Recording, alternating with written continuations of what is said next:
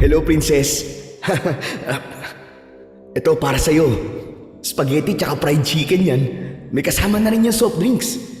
Binili ko to dyan sa may fast food sa may tapat. Hindi to mumurahin na pagkain ha. Kaya magpasalamat ka dapat sa akin. Ano?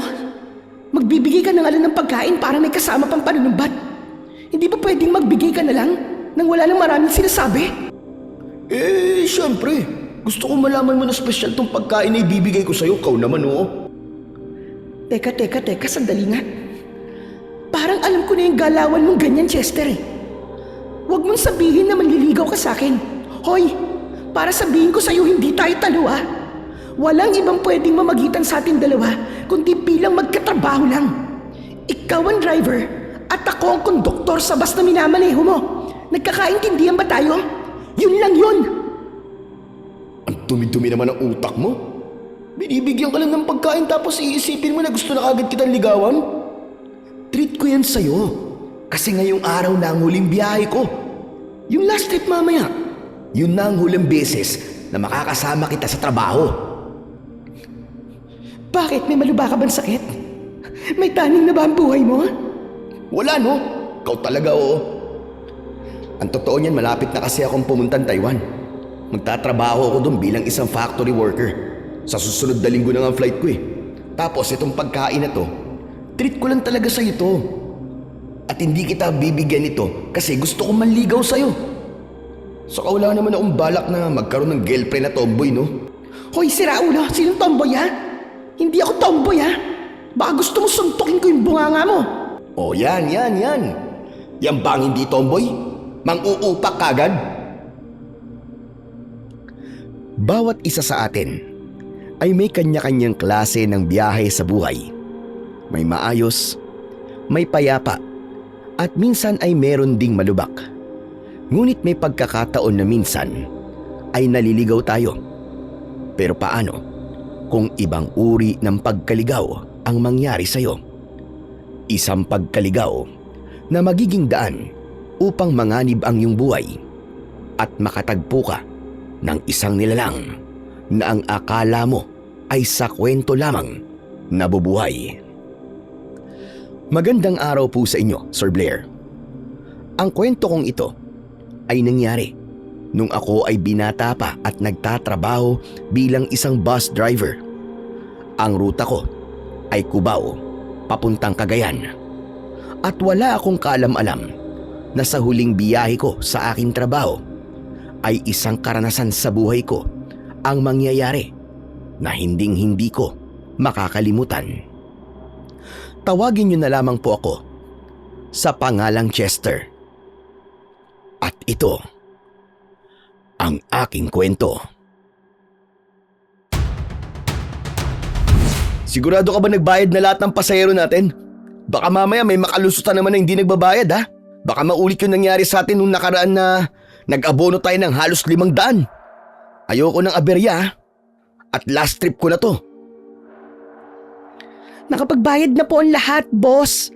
Magmaneho ka na lang po dyan at huwag ka na nagsasalita na parang hindi ko ginagawa ng maayos ang trabaho ko. Yung nakalusot nung nakaraan, hindi ko yung sinasadya, boss. At hindi na po mauulit yon.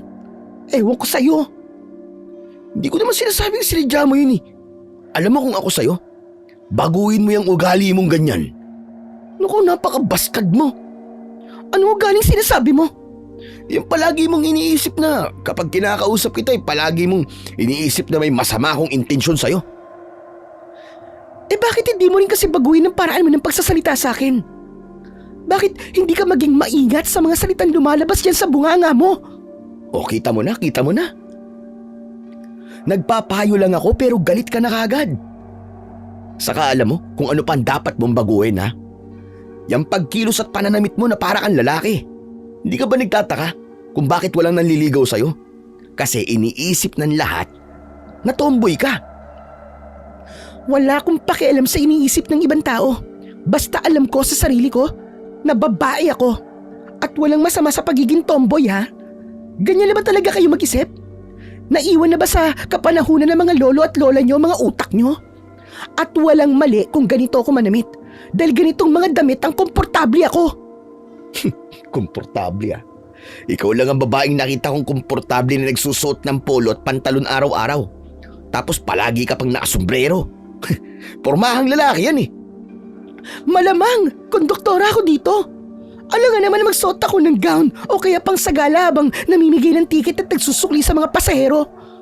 Baka isipin pa ng mga tao wala na ako sa katinuan. Hindi ko naman sinabing magsuot ka ng gown kapag nasa trabaho ka. Kapag nakikita kita sa bahay nyo ganyan pa rin ang suot mo Alam mo, mga damit to ng tatay ko namatay. Hindi ba sobrang close kami nun? Gusto ko na ginagamit ko ang mga damit niya para pakiramdam ko ay kasama ko pa rin siya hanggang ngayon. Huwag mong sabihin na baka pati brief ng tatay mo ginagamit mo. Aba, bastos to Gusto mong itulak kita palabas itong bus Grabe ng bunganga mo Masyado ka na nagiging komportable sa pang-aasar sa akin Ano? Gusto mong suntukan tayo Oh, di ba? Lahat ng sinasabi sa'yo minamasama mo. Di ba pwede magbiro? Tsaka, concern lang ako sa'yo, princess. Ako kasi, sanay na ako sa ugali mo yung susunod na magmamaneho nitong bus, sige nga. Masasanay kaya siya sa ugali mong yan? Nako, ewan ko lang. Nanahimik bigla si princess sa sinabi ko. Mabilis ko siyang sinulyapan at tila malungkot siyang nakatingin sa unahan. Bahagyang nakausli ang nguso niya. Halos 3 taon na po kami magkasama ni princess sa trabaho. Siya na ang konduktora ko kahit nung nagsisimula pa lang ako bilang isang bus driver. Sa una ay naiinis ako sa ugali ni princess. Kapag may pinaglalaban kasi siya, ay paninindigan niya talaga yon at hindi siya tumatanggap ng opinyon ng ibang tao. Ngunit nang tumagal ay naintindihan ko kung bakit ganun siya. Yun ay dahil maagang nawala ang mga magulang niya at bilang siya ang panganay ay kailangan niyang maging matatag at matapang para sa mga nakababata niya na kapatid. Oh, ano yan? Bakit bigla ka natahimik? Di ako sanay na ganyan ka. Sanay ako na matalak ka at hindi nagpapatalo sa diskusyon. Chester, kailangan mo ba talaga mag-resign sa trabaho mo rito? Hindi ka ba masaya sa pagmamaneho? Hindi ba ng mga bata pa tayo, madalas mong sabihin na gusto mo maging driver, kagaya ng tatay mo? Kung ako lang sana ang masusunod gusto kong tumanda na ako ng ganito ang trabaho ko pero tumatanda na kasi mga magulang ko Gaya mo, ako rin ang panganay sa aming magkakapatid. Yung 2 kong kapatid nasa kolehiyo na at gusto ko rin na makapagpahinga na sa pagtatrabaho sa nanay at tatay. Siyempre, mas malaki ang kikitain ko sa Taiwan kumpara rito. Kahit ayokong umalis, wala, kailangan kong gawin yun. Dami mo naman sinabi. Sana sinabi mo na pupunta ka sa Taiwan para sa pamilya mo o hindi kaya dahil gusto mo ng trabahong may mas malaking sahod. Napaka-drama mo talaga. Inisa-isa ko lang ang mga dahilan ko tapos madrama na kaagad. Ay nako. Teka, bakit parang nalungkot ka kanina? Siguro malungkot ka kasi aalis na ako, no?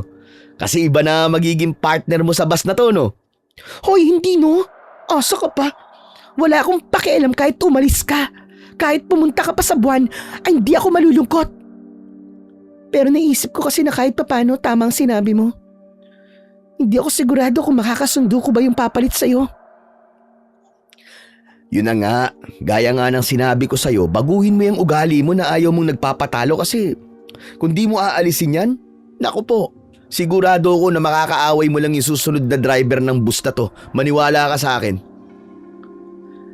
Hindi na nasagot ni Princess ang sinabi ko dahil kinailangan kong huminto dahil may mga pasahero kasing sasakay. Matapos yun, ay itinuon ko na ang aking atensyon sa pagmamaneho. Habang lumilipas ang oras, ay mas marami ang bumababa kesa sa sumasakay. Alauna na ng madaling araw nang naubos na ang aming pasahero. Nang oras na yon ay medyo malayo pa kami sa terminal ng bus kaya pinipigilan kong makatulog. Kakaibang biyahe natin ngayon . Naubos na kagad ang mga pasahero natin bago tayo makarating sa terminal. Ay, Maganda nga yun, di ba? Pwede mo nang bilisan ng pagmamaneho mo at mabilis na tayo makakapagpahinga. uy, hindi porke wala na tayong sakay na pasahero bibilisan ko ng takbo natin, no? Dapat maingat pa rin tayo sa pagdadrive. Saka, di ka ba natatakot sa dinadaanan natin? Ang daming kurbada, oh. Tapos may malalalim pang bangin. Nagpapatawa ka ba? Ngayon pa ba ako matatakot sa daan na to? Hindi ko na mabilang kung ilang beses tayong dumaan dito. Kahit na, dapat maingat pa rin ako sa pagmamaneho ko. Pero dahil dyan sa sinabi mo, ngayon, alam ko na kung bakit hindi hinayaan ng Diyos na matuto kang magmaneho. Kasi magiging kaskasera ka. Talagang dinamay mo pa ang Diyos, ha? Bakit hindi mo na lang kasi bilisan? Parang sasabog na kasi ang pantog ko. Kanina pa ako naiihi. Gusto mo bang huminto ako sa tabi? Tapos diyan ka umihi sa gilid ng bangin, ha? Baliw ka ba? Anong tingin mo sa akin, lalaki? Na kahit saan pwedeng umihi? Saka, paano kung may ahas dyan? O kaya'y mahulog ako sa bangin? Eh di na perwisyo pa ako. Ang gawin mo, bilisan mo na ang pagpapatakbo mo. Sige na, bilisan mo na. Hindi nga sabi pwede. Bilisan mo na dahil kapag ako'y nabutan dito, ikaw ang maglilinis ng ihi ko. Ayos, ah. Antindi mo rin talaga man-blackmail, ah. Princess ang pangalan mo, pero kung umasta ka para kang barakong maton, eh.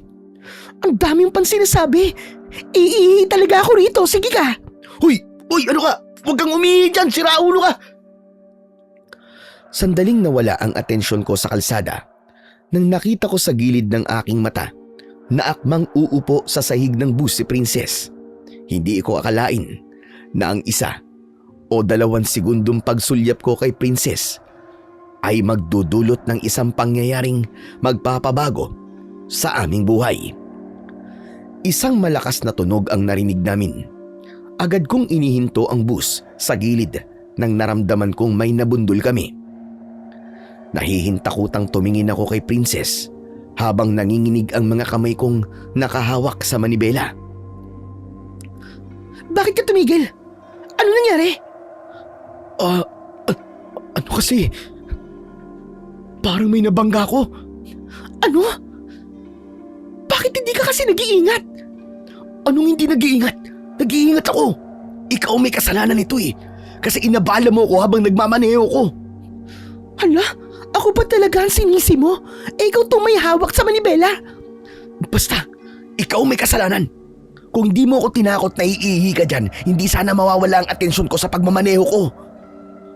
Sis, paano kung tao na bundol natin? Imposibleng tao yun, tanga. Walang malapit na bahay dito. Saka madilim ang kalsadang to at walang maglalakas ng loob na maglakad dito ng ganitong oras. Ano ka ba? Ano kaya kung bumaba na lang tayo? Tignan natin. Ay nako, puwisit ka talaga. Huling beses na nga ng biyahe mo, nagkaaberya pa. Naunang bumaba ng bus si Princess. Kinuha ko naman ng flashlight at pagkababa ko ay tinanglawan ko ang paligid. Pero wala naman akong nakitang tao o kung anumang hayop. Maging ang ilalim ng bus ay tinanglawan ko. Pero wala rin akong nakita. May nakita ka ba? Wala naman, di ba? Alam mo, malamang guni-guni mo lang yun eh. Baka inaantok ka. Kaya kung ano-ano na nararamdaman mo at naririnig mo. Hindi sis, sigurado ako.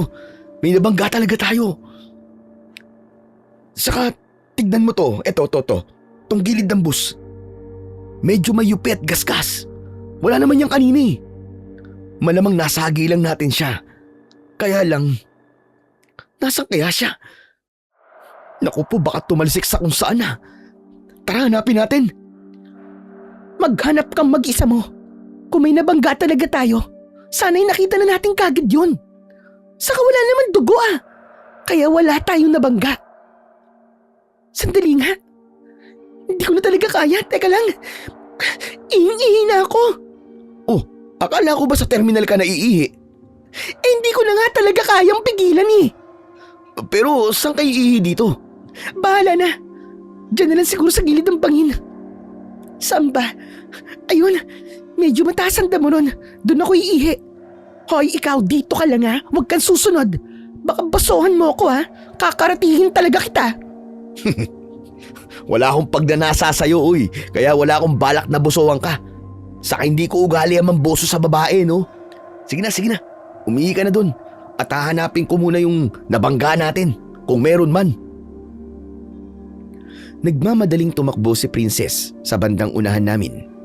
Nagtago siya sa mataas na damo na nasa gilid ng daan habang ako naman ay itinuloy ang paghahanap sa nabangga namin. Makalipas ang ilang segundo ay narinig ko ang malakas na pagtili ni Princess. Tumakbo ko papunta sa kanya. Walang tigil ang pagtili niya habang may itinuturo sa gilid ng bangin. Pagtingin ko sa itinuturo ni Princess ay nagimbal ako dahil meron dong isang matandang lalaki na may hawak na itak. Diyos ko po! Sino yan? Mga walang iya kayo! Kayo bumangga sa akin! Aray ko!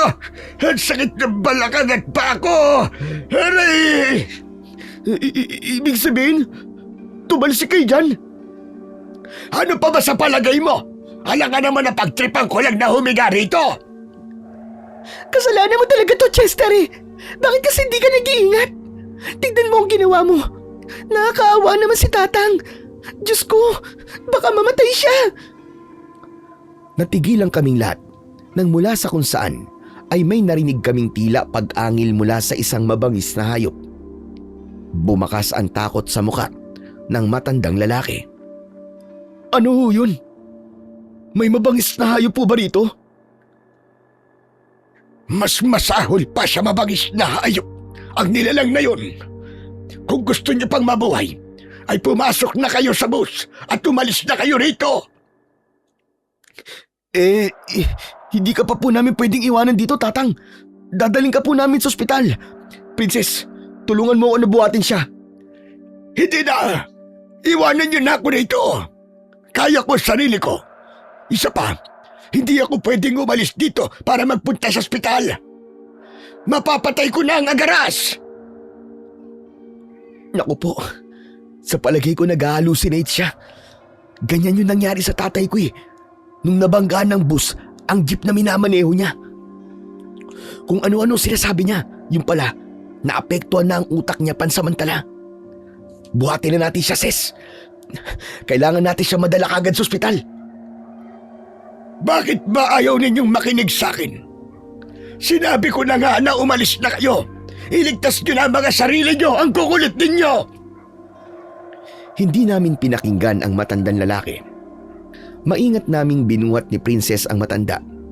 Ipinasok namin siya sa bus at inihiga namin siya sa may daanan sa gitna para maiunat niya ang kanyang katawan. Pinaandar ko na ang bus, ngunit hindi pa man kami nakakalayo ay isang nakakatakot na nilalang ang biglang humarang sa unahan. Malaki ang kanyang katawan at may mahaba siyang buhok. Puti ang mga mata niya at may mahaba siyang sungay na maihahalin tulad sa kalabaw. Labis akong nagulat sa biglang pagsulpot ng nilalang, kaya kinabig ko pakanan ang manibela upang hindi ko siya mabangga. Napasigaw kaming lahat nang nahulog sa mababaw na bangin ang bus.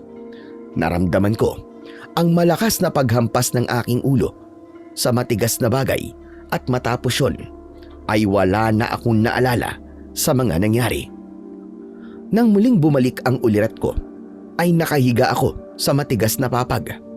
Nagulat ako at napaubo dahil may isang matandang babaeng nasa tabi ko at pinapausukan ako.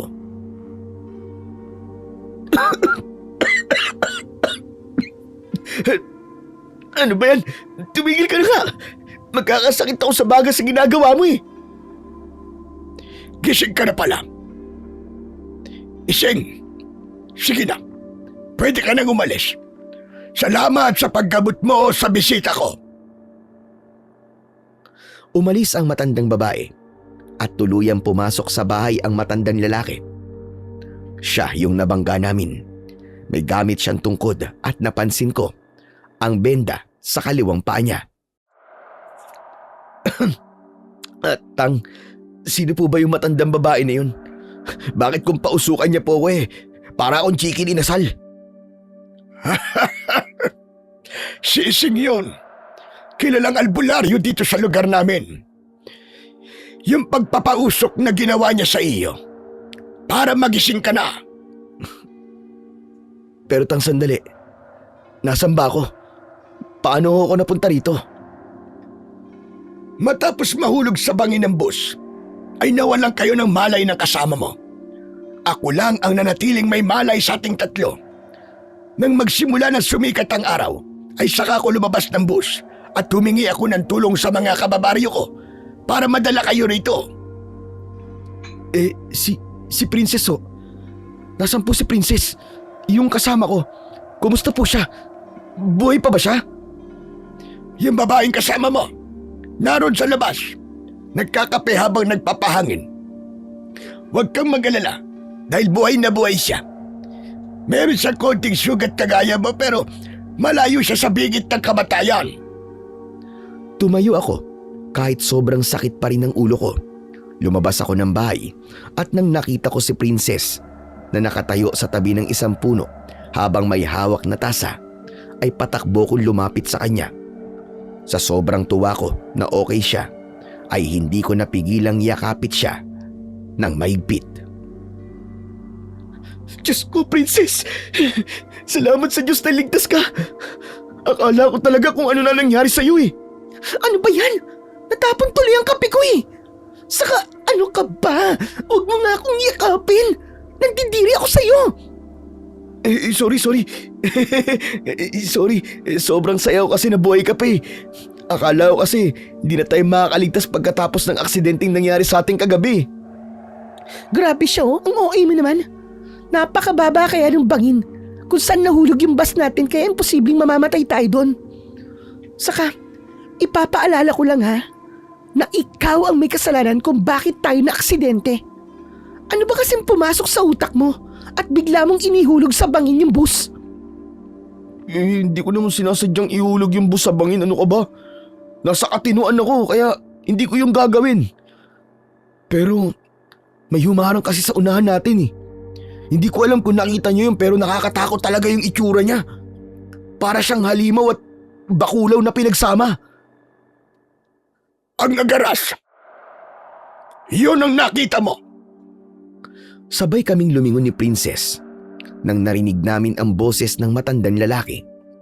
Lumapit siya sa amin habang may kaseryosohan sa kanyang muka.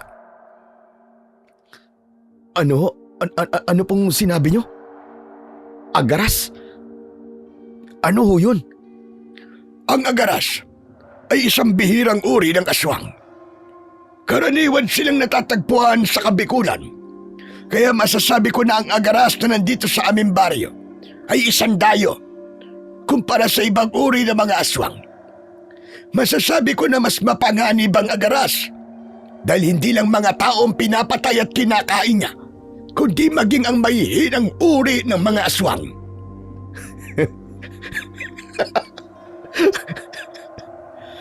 Anong nakakatawa sa mga sinabi ko? Nakakainsulto ka! Matapos kong iligtas ang buhay ninyo, ay babastusin mo ako!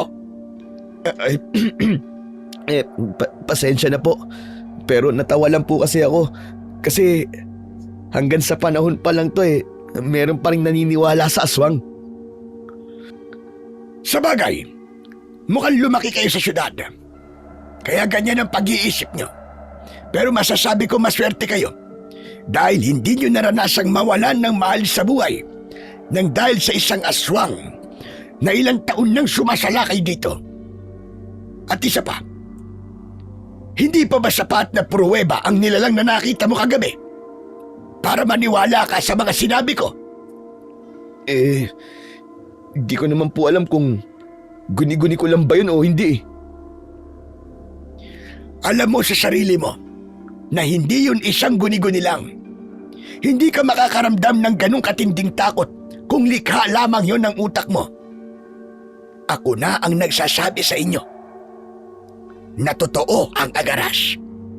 Dahil simula nang dumating siya rito, ay isa na ako sa nakikipaglaban sa kanya. Sayang nga lang, dahil labis ko na siyang nasugatan kagabi. Mapapatay ko na sana siya kung hindi niyo sana ako binangga, mga bwisit kayo. Tatang, sorry po talaga sa nangyari kagabi. Aksidente po yun eh. At hindi namin yung sinadya. Sobra nga po nagsisisi na po kami sa nangyari sa inyo. Hindi niyo nga sinadya. Pero nang dahil naman sa inyo, ay napurnada ang pagpatay ko sa garahe. Tapos, sigurado na matatagalan bago gumaling tong pilay ng isa kong pa. Ang sakit-sakit pa ng balakang ko hanggang ngayon. Kahit nahilot na ako ni Ising. Baka pagtawanan ako ng mga tao kapag nakita nilang paika-ika ako habang nakikipaglaban sa garahe. Tatang, humihingi po talaga ako ng tawad sa nangyari sa inyo. Pero Tang, maiba ako. Paano po pala makakaalis sa lugar nyo? Kailangan na po kasi namin makabalik sa pamilya namin, lalo na po ako. Pupunta pa po kasi ako ng Taiwan sa susunod na linggo eh. Chester, pwede bang isang tabi mo muna yung Taiwan mo na yan? Ano ba't sinasabi mo sa tabi? Di pwedeng mapurnada yun. Dahil halos 1 taon na akong nag-asikaso para makaalis ako. Alam ko, pero sa lagay natin ngayon, ay baka makasama kung umalis tayo rito kagad. Hindi ba pwedeng magpahinga at magpalakas muna tayo kahit ilang araw lang? Mukhang okay naman dito kay... At sandali nga po, ano nga po palang pangalan nyo? Ako si Erwin. Mang Erwin. Kayo ba? Ano ba pangalan nyo? Ako po si Princess. At siya naman po si Chester. Huwag kayo mag-alala. Dahil bukas ang bahay ko para sa inyo. Total, tinulungan ko na kayo ay lulubos-lubusin ko na. Oo nga pala, bago ko makalimutan. Maghahanda na ako ng almusal dahil paniguradong gutom na kayo mag-asawa. Hindi na namin nagawang sabihin kay Mang Erwin na hindi kami mag-asawa ni Princess dahil tumalikod na siya at naglakad pabalik sa loob ng bahay niya. Ano ba yan? Napagkamalan pa tayong mag-asawa. Wow ha? Kung makapagsalita ka parang lugi ka sa akin ha. Ako nga kinilabutan nung sabihin ni Mang Erwin na mag-asawa tayo eh. Yaki! Hoy, di ka na rin lugi sa akin no? Ay, Ses. Oo nga pala. Bumalik tayo doon sa sinabi mo kanina. Seryoso ka ba na gusto mo manatili dito ng ilang araw? Oo, seryoso ako. Hindi ko pa kaya maglakad ng malayo dahil sa epekto ng aksidente sa akin. Pero kung kaya mo, sige. Simulan mo na maglakad ngayon. Maglakad talaga? Pwede naman sumakay ah. Bakit papahirapan ko pa ang sarili ko? Nakausap ko na kanina si Mang Erwin bago ka magising at ang sabi niya ay walang sasakyan sa lugar na to. Ang sabi niya, mahihirap ang mga tao rito at malayo sila sa sibilisasyon. Liblib! Saka, naisip ko rin na kapag nakita na yung bus natin na nahulog sa bangin, ay merong maghahanap sa atin. Kaysa magpakahirap tayo sa paglalakad, ay mas maganda kung hihintayin natin na may makahanap sa atin dito, di ba? Aba? Maganda yung naisip mo ha. Pero, paano ang pag-alis ko sa susunod na linggo? Matagal pa yon at sigurado ako na bago pa dumating ang araw ng pag-alis mo ay mahahanap na tayo. Kaya ang gawin mo ay magpalakas ka. Basta siguraduhin mo lang na makakaalis ako papuntang Taiwan ha. Ikaw ang nag-suggest nito. Kaya kapag hindi ako natuloy doon, ikaw talaga ang sisisihin ko, humanda ka. Kung di ka makakaalis, ibig sabihin, hindi nakatadhana na makaalis ka. Yun lang yun. At huwag mong sinisisi sa akin yung gustong mangyari sa'yo ng kapalaran mo. O kita mo na. Ayaw mo talagang ikaw ang masisisi, no? Ewan ko sa'yo. Pero sige, puwapayag na ako sa gusto mong gawin natin. Pero paano? Kung totoo yung sinasabi ni Mang Erwin na, ano nga ba yun, yung agaras? Paano kung totoong pumapatay nga yun ng tao? Hindi ba dapat umalis na tayo rito dahil baka madamay pa tayo sa nangyayaring kaguluhan dito? Di lalaban tayo. Ipagtatanggol natin ang mga sarili natin. Hanep pa. Kung makapagsalita ka naman ng ganyan, para bang kagaya ka ni Mang Erwin na nakikipaglaban talaga sa mga aswang, no? Huwag mo akong igaya sa'yo. Ako kasi, kapag alam kong nasa panganib ang buhay ko, ay kaya kong makipagpatayan. Kasi ayoko pang mamatay. Kaya kahit aswang pang kailangan kong labanan, ay lalabanan ko talaga. Napakatapang ah. Kaya ang dami nag-iisip na tomboy ka eh. Ibang-iba ka talaga sa mga babaeng kilala ko. Alam mo, Chester, bakit di mo baguhin yung paniniwala mo sa aming mga babae? Alam mo, sa panahon ngayon, hindi lang kayong mga lalaki may kakayahan na maging matapang at malakas. Kung anong kayang gawin ng mga lalaki, ay kaya na rin gawin ng mga babae. At hindi porke hindi mahining kumilos o nagsusot ng palda ang isang babae, ay iisipin nyo ng tomboy. Mataray akong inirapan ni Princess bago siya pumasok sa bahay ni Mang Erwin. Napamaang naman ako sa mga sinabi ni Princess at natawa ng bahagya. Natawa ko, hindi dahil natawa ko sa mga sinabi niya, kundi mas lalo akong humanga sa kanya dahil naramdaman ko na totoo siya sa pinaglalaban niya tungkol sa mga kababaihan. Ang totoo kasi niyan, Sir Blair, ay meron talaga akong lihim na pagtingin kay Princess. At para hindi niya mahalata na may gusto ko sa kanya, ay dinadaan ko na lang siya sa pangaasar at panunukso. Matapos namin mag-almusal, ay binigyan kami ni Mang Erwin ng mga damit na pwede naming gamitin habang naroroon kami sa bahay niya. Pinagamit sa akin ni Mang Erwin ang mga luma niyang damit, habang ang kay Princess naman ay ang mga damit ng namayapang asawa ni Mang Erwin. Hindi ko napigilang matawa nang sa unang pagkakataon ay nakita ko si Princess na nakasuot ng blouse at palda na hanggang tuhod ang haba. Ay, ano ba naman to? Bakit kasi puro palda at blouse ang damit ng asawa ni Mang Erwin eh? Hoy, Chester!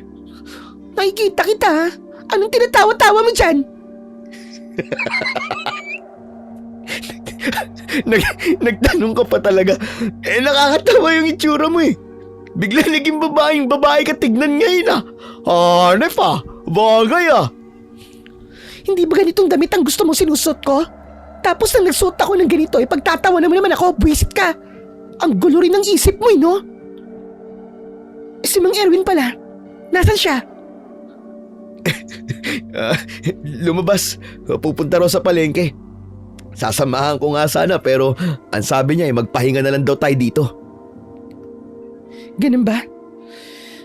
Lalabas din ako. Maglalakad-lakad muna ako at naiinip ako rito. Samahan na kita. Naiinip din ako eh. Kung sasama ka, sino magbabantay dito sa bahay, Aber? Di sarado natin ang pinto. Problema ba yun? Ay naku, bahala ka na nga sa buhay mo. Nang lumabas si Princess, agad akong sumunod sa kanya. Isinarado ko ang pinto at maya-maya ay magkasama na kaming naglalakad. Hapon pa lang pero kaunti na kagad ang mga tao na nasa labas. Napansin ko rin na lahat ng bahay ay may nakasabit na bawang sa itaas ng kanilang pintuan. Sis, tignan mo. Ay no, mukhang totoo nga yung sinabi ni Mang Erwin tungkol dun sa aswang na agaras. Tignan mo, lahat ng pintuan ng bahay dito may nakasabit na bawang. Ano namang kinalaman ng bawang sa aswang? Hindi mo ba alam na ang bawang ay isa sa pinaniniwalaan na panlaban o pantaboy sa mga aswang? Hindi ka ba nanonood ng mga pelikula tungkol sa aswang? Ang bira ka naman. Pati nga asin eh. Ginagamit nila na panlaban sa aswang. Ang tanong, effective ba ang bawang at asin? Kasi kung effective, bakit ang sabi ni Mang Erwin ay may mga pinatay yung agaras na yun? Aba malay ko. Nagbase lang naman ako sa mga pelikulang napapanood ko eh. Napahinto kami sa paglalakad ng isang matangkad na lalaki na may malaking katawan ang humarang sa amin. May nakasabit na itak sa bewang niya. Matiim ang tingin niya sa amin at hindi ko malaman kung galit ba siya o ano. Kayo ba yung iniligtas na mga tao rito mula sa nahulog na bus? Sa pagkakaalam ko, ay nakatira kayo sa bahay ni Mang Erwin. Oho, kami nga po yun. Ako nga pala si Leandro. Isa akong manunugis ng aswang. Ho? Manunugis? Ibig mong sabihin kagaya ka ni Mang Erwin na nakikipaglaban sa mga aswang? Ganun na nga. At sa pagkakaalam ko, ay hindi na kaya makipaglaban na matandang yun sa aswang. Hindi na niya kayo kayang protektahan. Meron akong iaalok sa napakagandang dalaga na ito. Gusto mo bang sa bahay ko na lang ikaw tumira? Kaya-kaya kitang ipagtanggol mula sa agras. Kaya sigurado ko na makakatulog ka na maimbing sa gabi. Hindi na kailangan. Mas gusto kong tumira kay Mang Erwin. Ano ka ba? Matanda na si Mang Erwin. At nakarating sa akin na nabangga siya ng bus na sinasakyan nyo. Nakita ko nga siya kanina na naglalakad ng paika-ika eh. Hindi niya na kayang makipaglaban sa kalagayan niya. At ang babaeng napakagandang kagaya mo ay nangangailangan ng isang lalaking malakas na kagaya ko.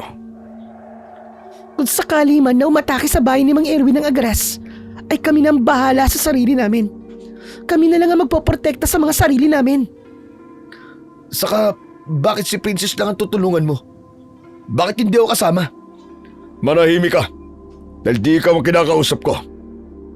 Pero salamat sa'yo kung sino ka man, kasi na dahil sa'yo ay nalaman ko ang pangalan ng dalagang ito. Princess. Bagay na bagay sa'yo ang pangalan mo dahil para ka talagang isang prinsesa. At ang isang prinsesa na kagaya mo ay dapat merong isang prinsipe. Ang tinutukoy mo bang prinsipe ay ikaw? Wala nang iba kundi ako lang. Sorry, pero hindi ka mukhang prinsipe sa paningin ko. Walang paalam na kinuha ni Leandro ang isang kamay ni Princess. Dahil sa gulat ni Princess ay wala na siyang nagawa nang halikan nito ang kamay niya. Ngunit laking gulat ko nang biglang sinuntok ni Princess ang nguso ni Leandro. Hindi pa ron natapos ang lahat dahil tinuhod din niya ang pagkalalaki ng bastos na lalaki. Halos lumuwa ang mga mata ni Leandro sa sobrang sakit habang sapu-sapo ang nasa pagitan ng mga hita nito. Oh, loko! Yan ang dapat sa'yo! Bastos ka kasi! Hindi mo pwedeng halikan ng kamay ko o kahit na anong parte ng katawan ng isang tao nang walang permiso niya! At isa pa, huwag kang makulit! Kapag sinabi kong ayoko, ayoko talaga! Hayop na to! Tara na, Chester! Umuwi na tayo! Hinawakan ni Princess ang kamay ko at hinila niya ako palayo kay Leandro. Anak ng grabe ka talaga! Hindi ko akalain na kaya mong gawin yun. Napakalaking tao ni Leandro tapos isang suntok at isang tuhod lang. Napatiklop mo na. Wow! Imba ka! Ginagawa ko lang yun sa mga lalaking kagaya niyang bastos. Kaya ikaw, huwag mong subukang bastusin ako dahil baka mas matindi pa rin ang maranasan mo. Uy, hindi ko gagawin sa iyo yun ha. Sakang tagal na natin magkasama sa trabaho pero kahit ba minsan naramdaman mong binabastos kita? Di naman, di ba? Hindi nga. Pero nagpapaalala lang ako sa'yo para alam mo kung ano ang pwedeng mangyari sa'yo at dyan sa pagitan ng mga hita mo. Huwag naman to.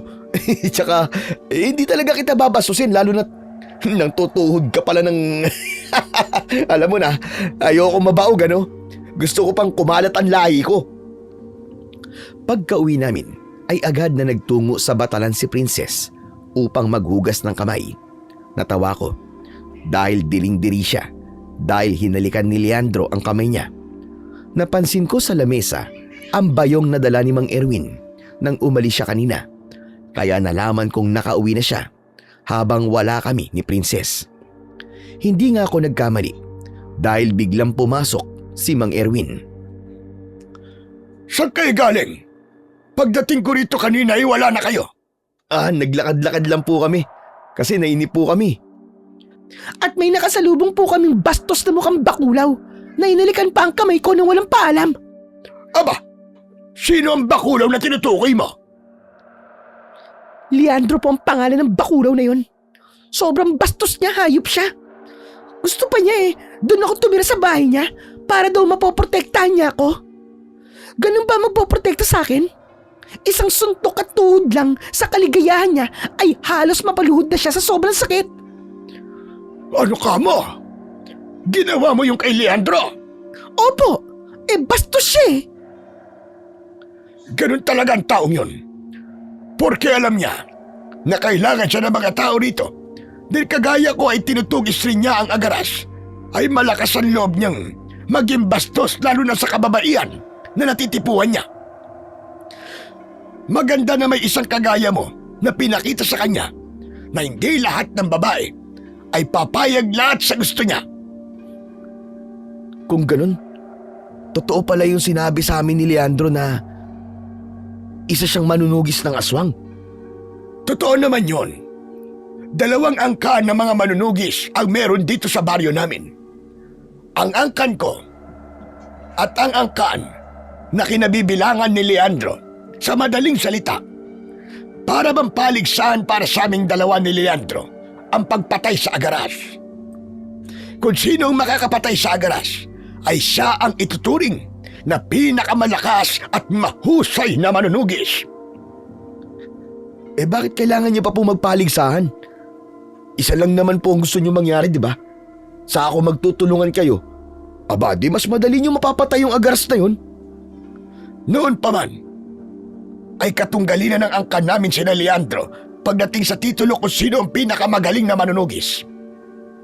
Ang totoo niyan, nung nagsimulang sumalakay dito ang agaras, ay kinausap ko si Leandro at sinabi ko na magtulungan kami. Ngunit hindi siya pumayag. Ang sabi niya ay gawin namin paligsahan ang pagpatay sa agaras. Kung sino sa aming 2 ang makakapatay sa agaras, ay siya ang hihiraging pinakamahusay na manunugis sa baryong ito. Dapat lang pala sa Leandro na yon yung ginawa ko sa kanya.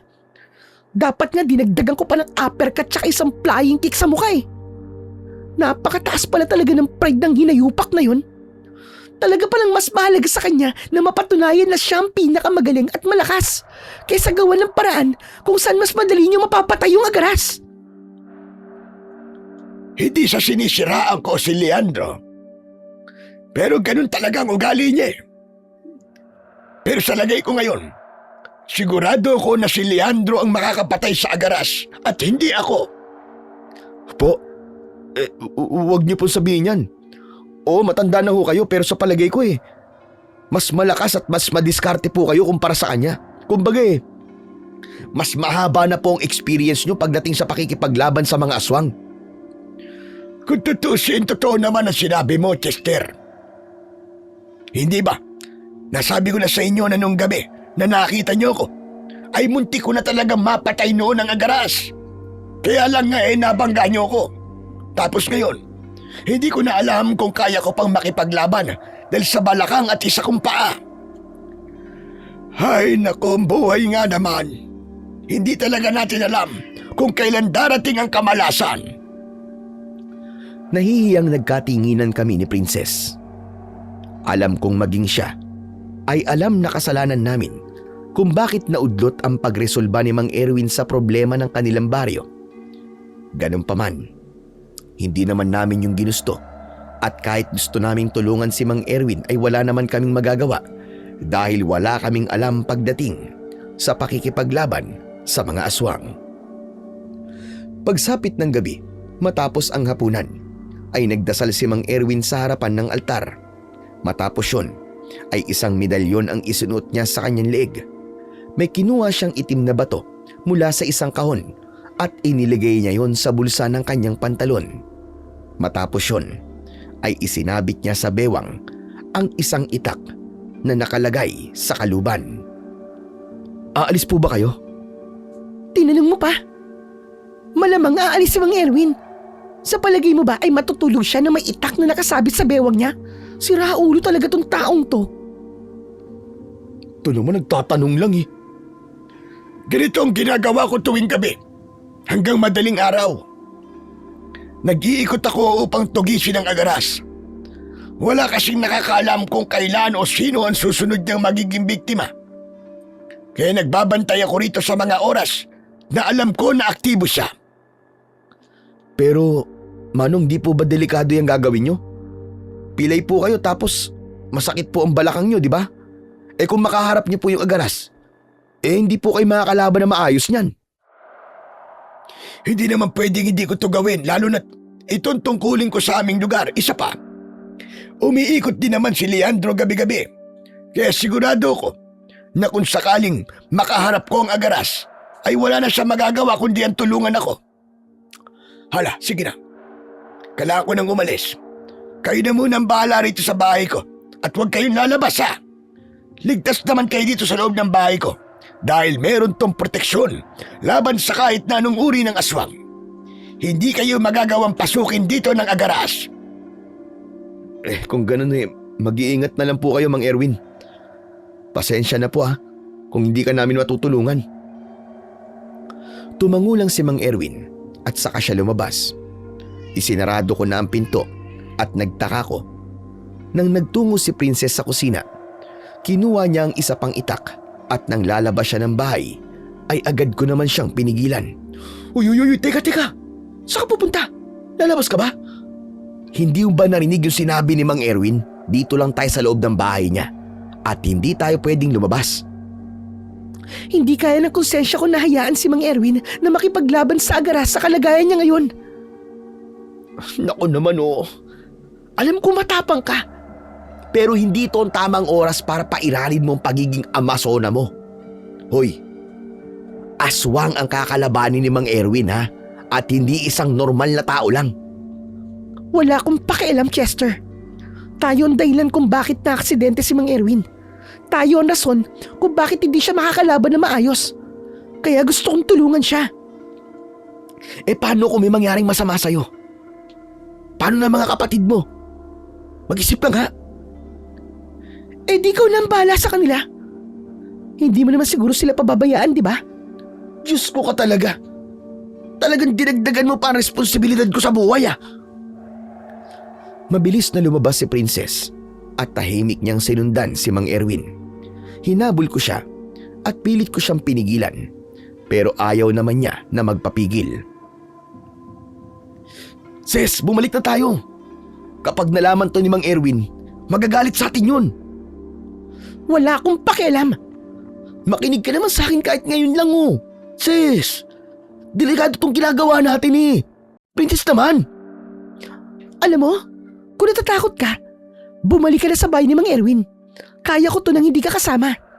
Saka hindi ko naman sinabing sundan mo ko Anak nang, sa tingin mo ba kaya kong hayaan ka sa gagawin mo?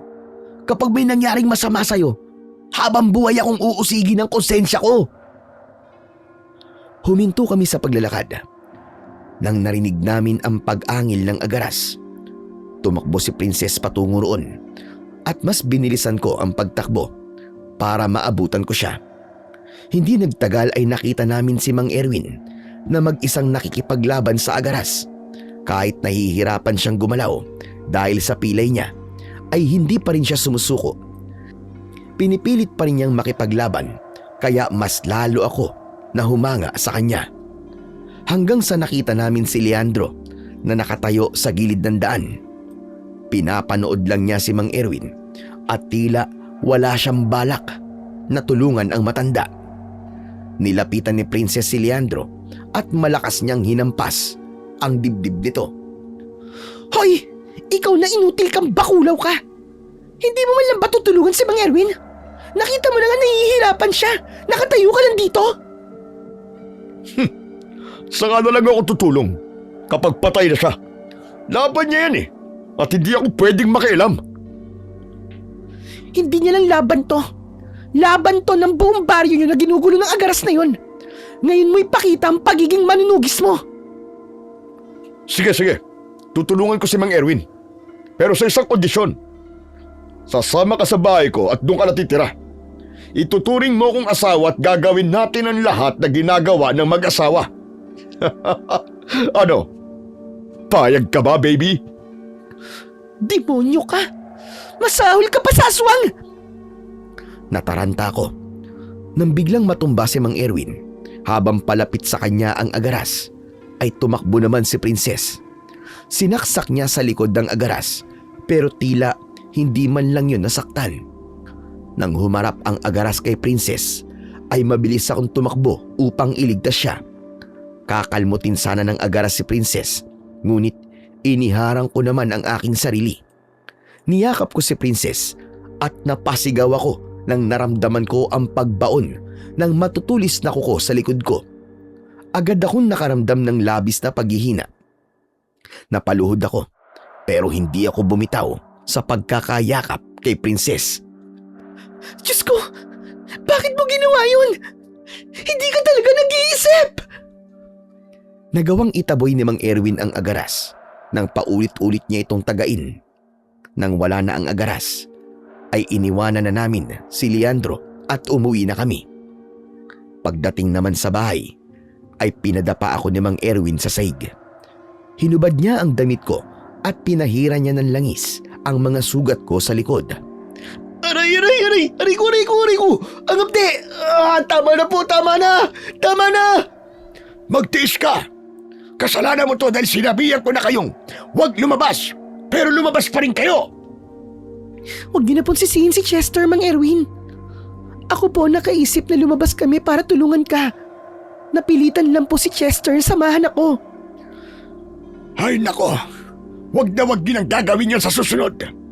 Alam niyo ba kung gaano kadelikado ang sugat na gawa ng isang agaras? Kapag nasugatan ka niya, ay makakaramdam ka ng matinding panghihina hanggang sa unti-unti ka nang mamamatay. Ho? Ang ibig niyo sabihin ay mamamatay na ako? Ay Diyos ko, ayoko pang mamatay. May pamilya pa akong babalikan eh. Magtataiwan pa ako eh. Magpasalamat ka dahil meron na akong langis na gamot sa sugat na gawa ng agaras. Dahil kung hindi, ay talagang katapusan mo na. Kwento ka na lang.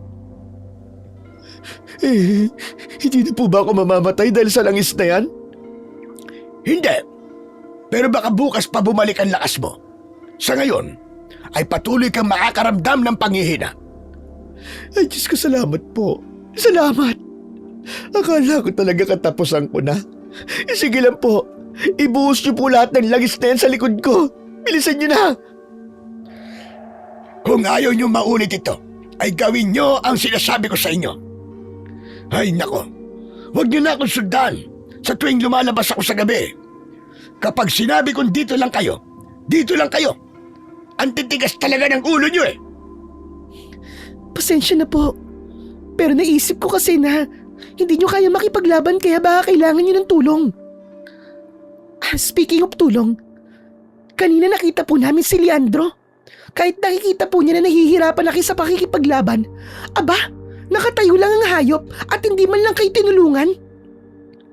Ganun talaga yun. Malamang, saka lang yun kikilos kapag nakita niyang nasugatan ko na ng gusto ang agaras nang sa ganon, ay madali niya na yung mapapatay. Talagang ang titulo na pinakamagaling na manunugis lang ang mahalaga sa buwisit na taong yon.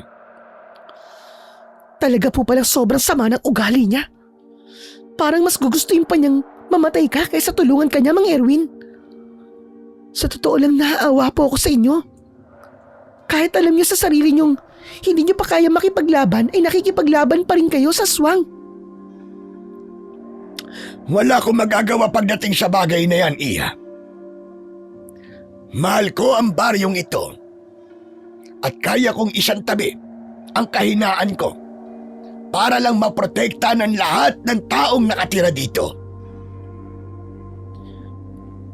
Parang hindi pala simpleng kompetisyon lang ang nangyayari sa pagitan niyo ng Leandro na yun. Kasi kaya niyang makita kang mamatay basta masiguro niyang siyang makakapatay sa agaras. At masabi na siya ang pinakamagaling. Tapos yung agaras naman na yun, parang ang hirap niyang patayin. Nagtataka nga po ako kasi ang sabi niyo, sugatan siya bago ka namin mabangga, di ba? Pero kanina, nang nakita namin siya, wala naman siyang kasugat-sugat kahit isa. Yun ay dahil may kakayahan ng agaras na pagalingin ang mga sugat niya gamit ang sarili niyang laway. Sa oras na dilaan ng agaras ang mga sugat niya at madampian yun ang kanyang laway, ay gagaling kagad ang mga yun. Wala naman po palang kamatayan ng agaras na yun eh. Meron. May paraan para mamatay ang agaras. dahil hindi naman siya isang immortal. Ang paraan upang mamatay ang agaras ay ang pagpugot sa ulo niya at pagsunog sa kanyang katawan. Yun lamang ang paraan upang hindi na siya muling mabuhay pa. Nang sandaling yon, ay tuluyang kong naramdaman kung gaano kadelikado ang sitwasyon namin ni Princess sa baryong yon.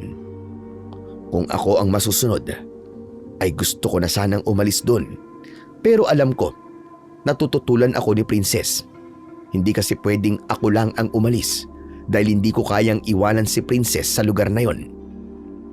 Kinabukasan, bagaman at hindi na ako nangihina, ay dama ko naman ang matinding pananakit ng sugat sa likod ko. Pagbangon ko, ay may nakahain ng almusal sa lamesa at may 2 baso sa batalan, kaya nahinuha ko na nauna nang kumain si Mang Erwin at Princess.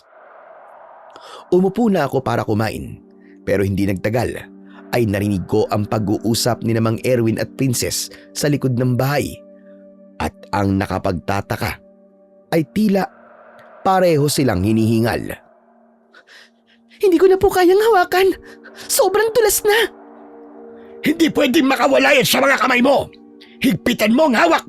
Yung parang sinasakal mo na siya.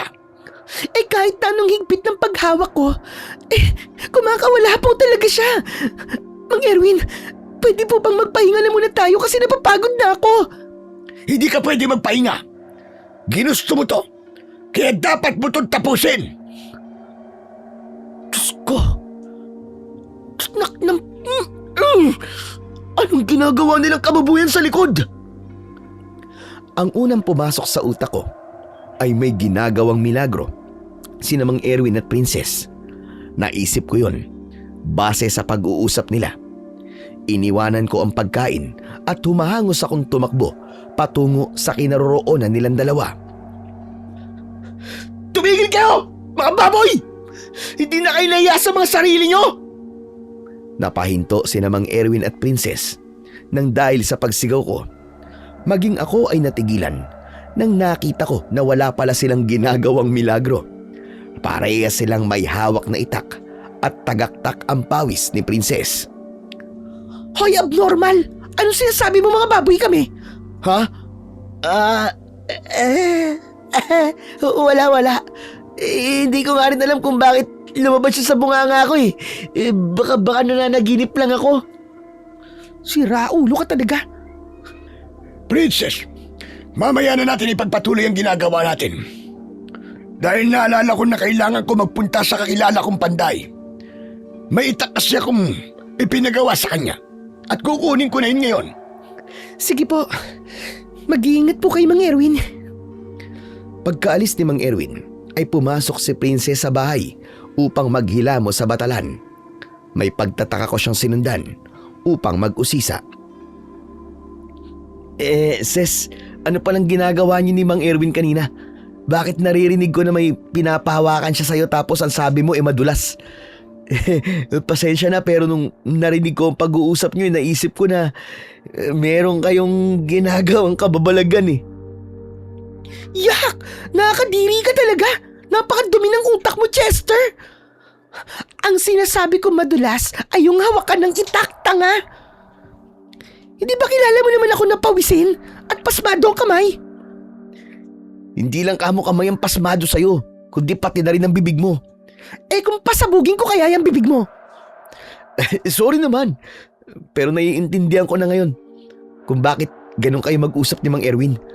Namamawis ng malala ang mga kamay mo kaya dumudulas yung hawakan ng itak sa kamay mo, di ba? Yon! Nadali mo rin! Pero bakit tinuturuan kayata ni Mang Erwin na gumamit ng itak? Ako nagsabi sa kanya na turuan niya ako makipaglaban sa aswang. Ayaw pa nga niya nung una eh. Pero kilala mo ako, di ba? Hindi ako titigil hanggang sa makuha ko ang gusto ko. Pinilit ko ng pinilit si Mang Erwin hanggang sa pumayag na siya. Diyos ko, Princess! Talaga bang pinapatunayan mo na ngayon ang pagiging Amazona mo?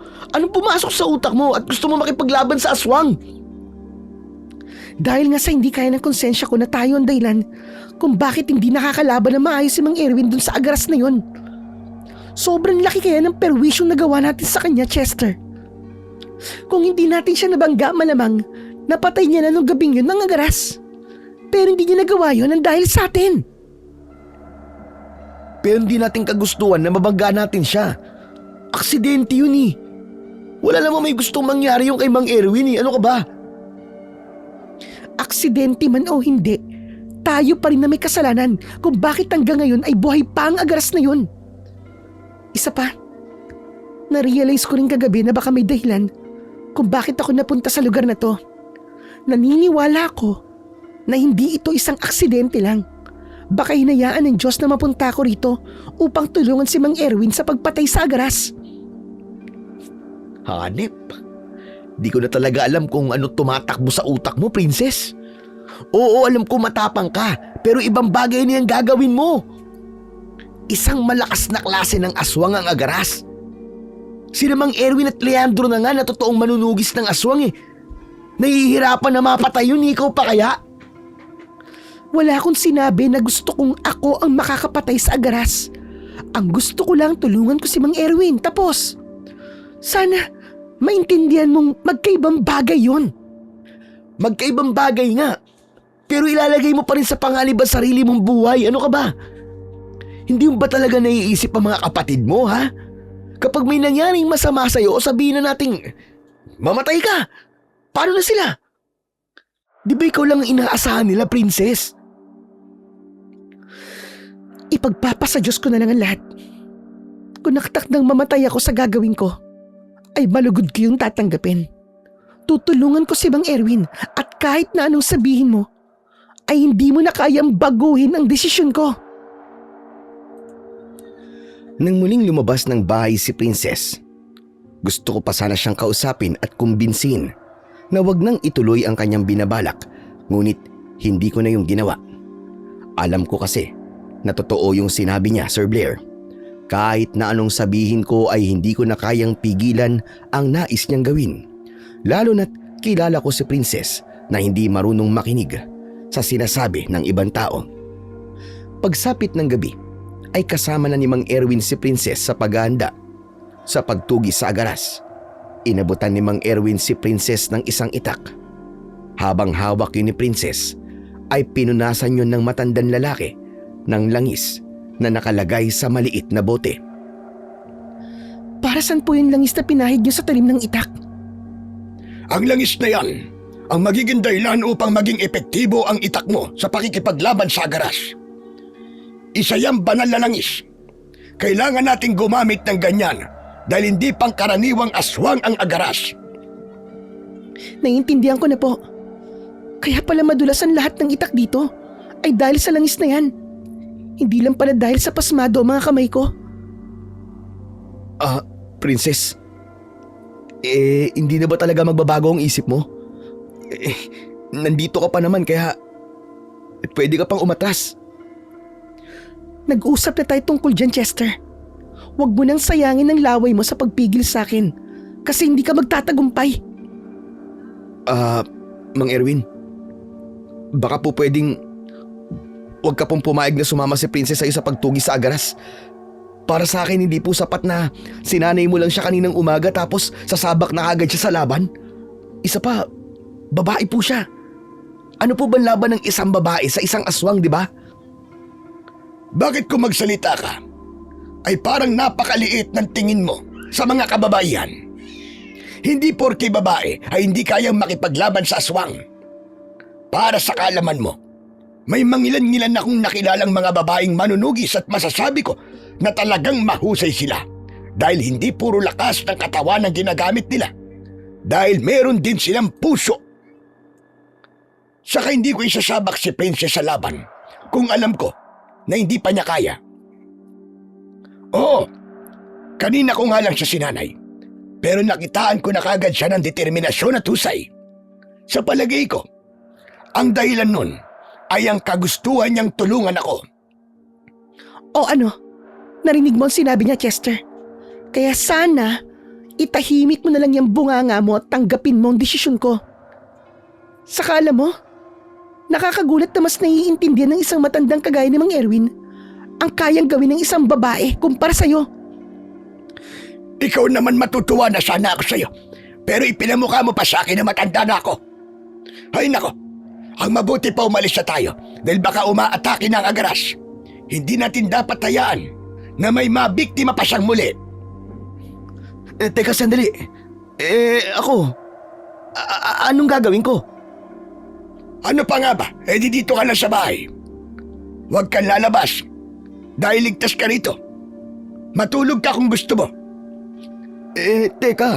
Hindi ko naman kaya na hayaan ng si Princess at sumama sa pakikipaglaban sa agaras tapos ako nandito lang.